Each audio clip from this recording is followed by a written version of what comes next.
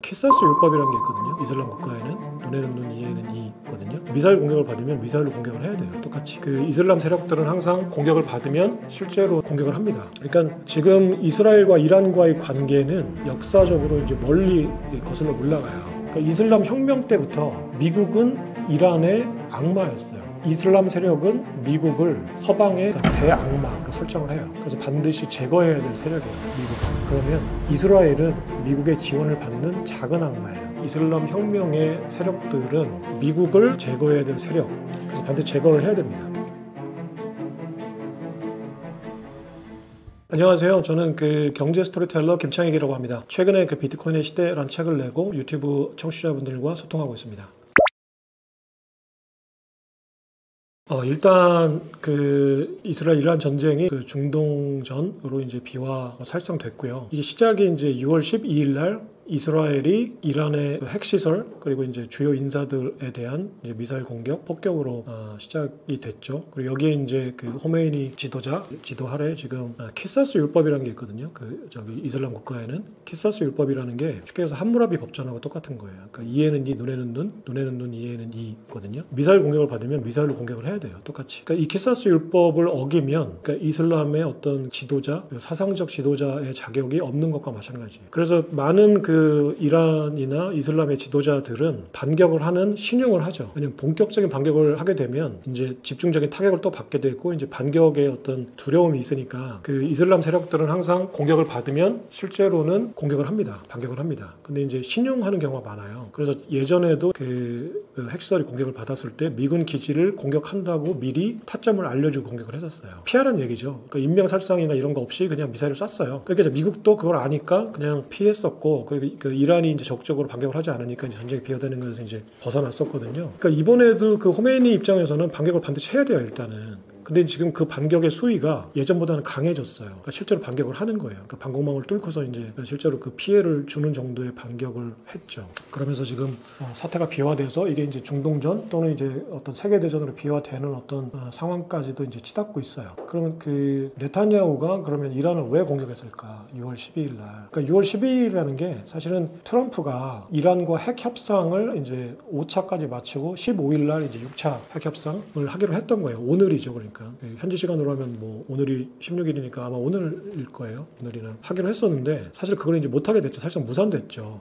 이스라엘 공격으로. 그러니까 5차 핵 협상까지는 이제 트럼프와 네타냐후 간에 어떤 모종의 합의가 있었던 걸로 보여져요. 그러니까 내가 일단 핵 협상을 할 테니 기다려봐라. 그러니까 네타냐후는 나는 반드시 공격할게라는 거를 트럼프와 사전 교감이 있었던 것 같고요.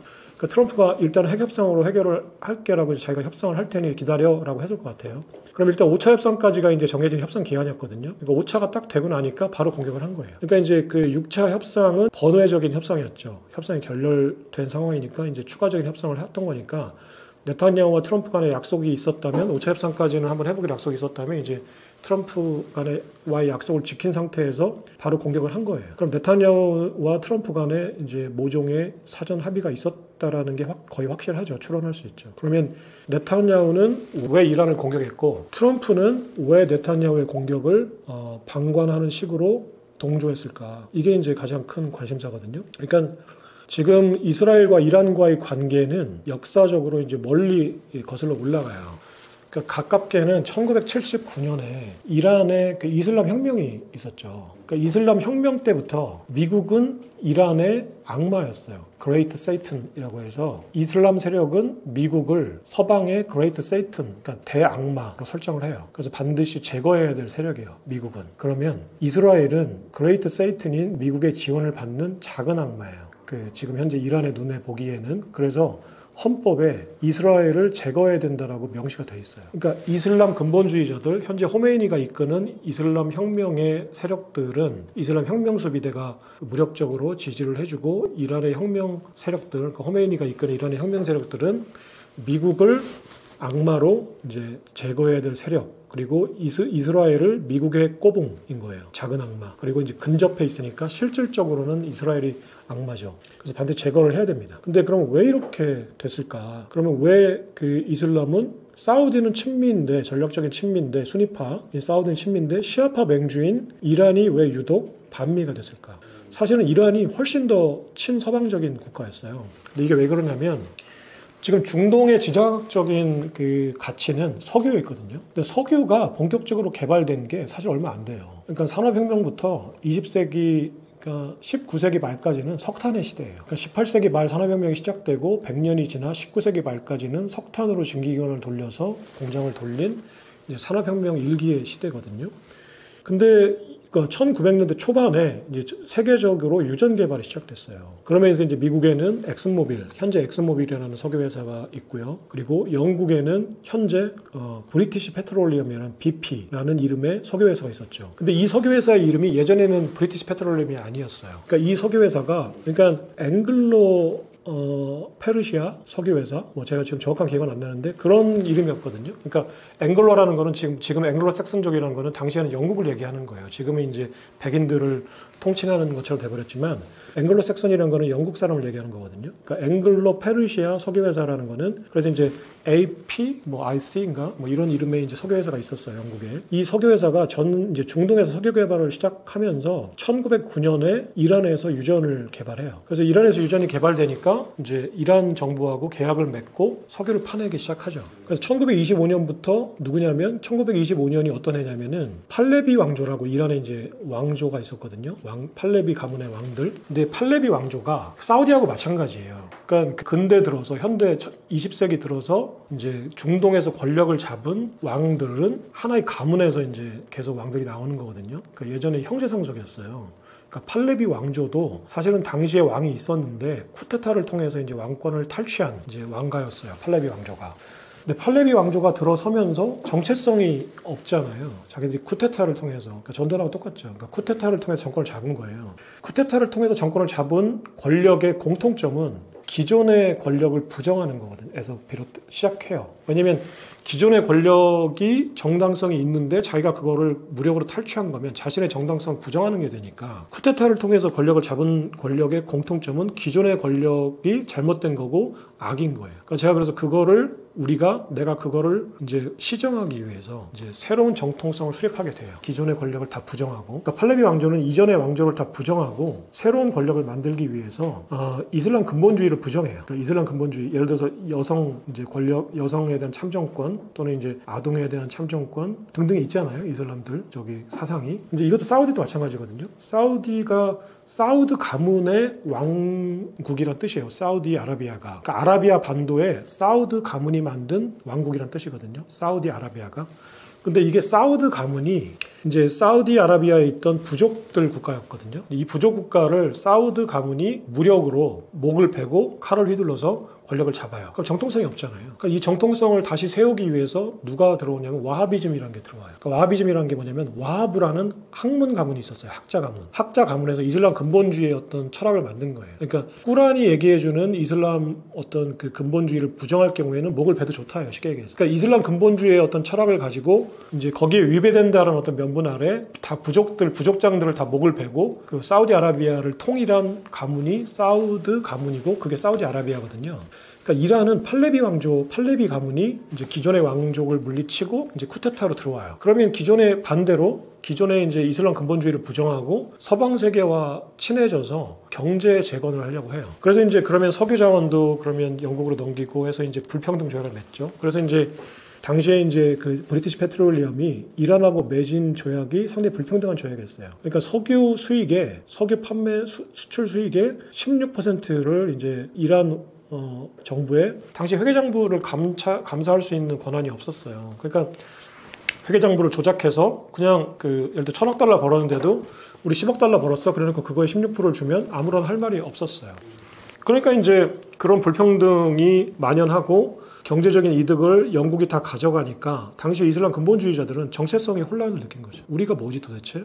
우리는 알라 신의 후손들이고 중동 아라비아 반도의 이제 그 왕족들인데 아니면 국민들인데 우리가 왜 그 서방 세계에 날라온 그 영국 사람들한테 그 이란의 모든 자원을 넘기고 우리는 찍소리 못하는 거지? 이게 이제 불만들이 쌓여가니까 이 불만을 등에 업고 1953년에 그 당시에 어떤 총리가 이제 민주적으로 당선이 됩니다. 그 반대 세력들의 지지를 등에 업고 아까 팔레비 왕조 그 반대 세력의 지지를 등에 업고 그 총리가 50년인가 53년에 집권을 하고 나서 이제 다시 이슬람 근본주의로 회귀를 해요. 그래서 모든 석유 자원을 다 국유화를 시켜요. 그러면 이게 이제 BP의 입장에서 볼 때는 자신이 그 이란에 있는 석유 자원을 쭉쭉 빨아먹고 이제 착취를 했는데 그 총리가 하나가 바뀌면서 정권을 잡으면서 이제 불평등 조약이 다시 석유가 국유화되니까 이권을 찾을 수가 없는 거죠. 그러니까 이때 MI6라고 영국의 그 CIA죠. 그 MI6가 CIA한테 도움을 청해요. 저 총리를 몰아내자. 근데 그러면 CIA가 말했을 거 아니에요. 그러면 네가 나한테 뭐 해줄 건데? 우리가 왜 그 니네들의 석유 자원, 석유 패권을 지켜주기 위해서 왜 우리가 공작에 나서야 돼? 그때 이제 그러면 석유 이권을 미국에 나눠줄게. 라는 게 하나였고, 두 번째는 야 니네가 지금 그 이란 지금 총리를 몰아내지 않으면 이란이 공산화될 수 있어. 라는 논리였어요. 그러니까 미국이 개입하게 된 결정적인 계기가 브리티시 페트롤리움이 독점했던 석유 자원을 나눠줄게. 이권을 나눠줄게. 두 번째는 러시아하고 국경을 맞대고 있는 이란을 니네가 관리하지 않으면 이란이 공산화될 거야. 그러니까 1950년대는 잘 익히 알려져 있듯이 그 메카시즘 광풍이 미국에 불고 있을 때거든요. 그러니까 그 냉전의 시대에 그 러시아의 영향력이 중동으로 뻗친다는 거는 곧바로 동유럽을 지나서 서유럽까지 뻗친다는 얘기예요. 그럼 지금의 나토 이제 세력, 그 북유럽, 그러니까 서유럽의 그 우방 국가들이 이제 그때는 이제 2차 대전을 넘기고 지났을 때니까 이제 나치즘을 벗어나서 러시아의 어떤 전제주의, 공산주의 패권에 지배당할 수 있는 상황이라고 미국은 의식을 한 거예요. 그러니까 그때 MI6가 공작을 폈던 게 CIA한테 당시에 그 총리는 사실은 반공주의자였어요. 미국도 CIA도 그걸 알았죠. 근데 이제 그 러시아 국경을 접해 있고 러시아가 계속 이란을 상대로 공작을 펴고 있다. 그래서 공산화 될 수 있다. 라는 레드 컴플렉스를 가지고 자극을 한 거예요. 그러니까 CIA가 영국의 설득이 이제 개연성이 있다고 판단하고 뭐 가장 큰 거는 사실은 이제 석유 이권을 나눠주는 거였죠. 그래서 이제 그 MI6와 CIA가 공작을 해요. 그래서 총리를 몰아내고 팔레비 왕조를 복권시켜요. 그래서 이제 그 다음부터 팔레비 왕조는 이란 사람들에게 그 미국의 이제 쉽게 말하면 끈앞풀인 거예요. 그러고 나서 이제 팔레비 왕조가 복권된 다음에 친미 국가로 이제 다시 이제 작용을 하죠. 그래서 미국한테 모든 석유 이권, 영국한테 모든 석유 이권을 다 뺏기는 거죠. 팔레비 왕조는 대신에 미국으로부터 이제 안보, 정권 유지의 어떤 협조를 받은 거죠.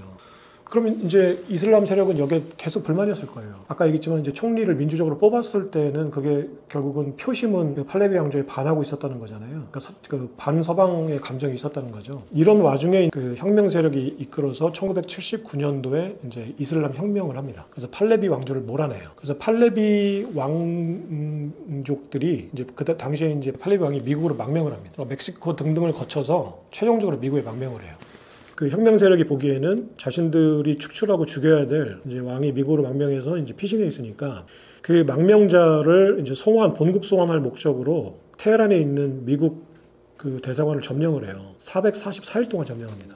근데 이 사건이 이제 결정적으로 이란을 반미 국가로 만든 사건이고 미국이 이란을 결정적으로 적성 국가로 인식하게 된 사건인 거예요. 그 혁명 세력이 지금까지 이제 이란을 이끌고 있는 거거든요. 그러니까 미국의 입장에서 볼 때는 원래 친미 국가였던 이란이 이슬람 혁명이란 걸 계기로 혁명 세력이 이슬람 근본주의자들이 시아파 근본주의자들이 지금 이슬람 지도자가 되면서 사실 정치적인 리더는 대통령이 있죠, 이란도. 하지만 뒤에서 허메인이라는 종교 지도자가 사실은 권력을 휘두르는 거고 정치 지도자, 그러니까 대통령은 사실 플록스의 대리인에 불과하죠. 그러니까 허메인이가 사실상 이제 혁명 지도자로서 지금 이란을 이끌고 있는 거죠. 그러니까 미국의 입장에서 볼 때 이란, 북한, 이라크는 악의 축이었던 거예요. 왜냐하면 원래는 친서방 국가였는데 이란이 자신들을 악의 축으로 지목을 한 거예요. 먼저 그레이트 세이튼, 악마로 지목을 한 거죠. 그러니까 부시가 이거를 그대로 받아서 그 자기 집권 당시에 이제 북한, 이란, 이라크를 악의 축으로 설정을 하고 제거 작전에 들어가죠. 그래서 이제 그 이라크의 그 후세인은 제거를 했고